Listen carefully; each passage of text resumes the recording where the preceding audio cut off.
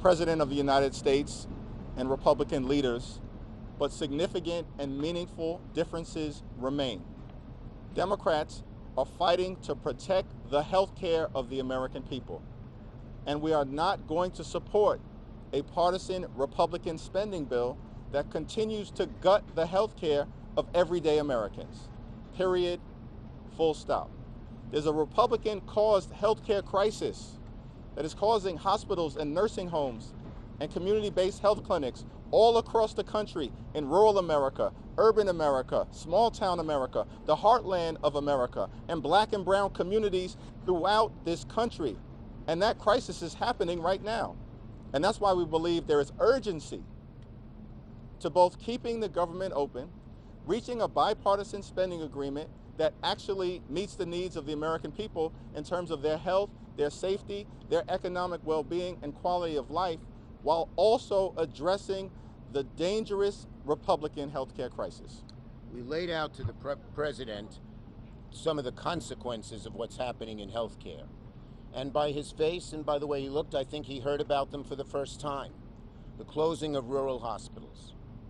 The fact that so many clinics are closing. And I don't know if he knew this before, but the fact that people will pay $4,000 more a year, $400 more a month, close to $5,000 more a year on their health care premiums if we don't do anything. And people don't know what to do.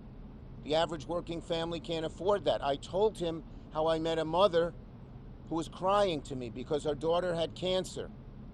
And what has happened with health care, with what they have done, she's going to watch her daughter suffer and maybe die.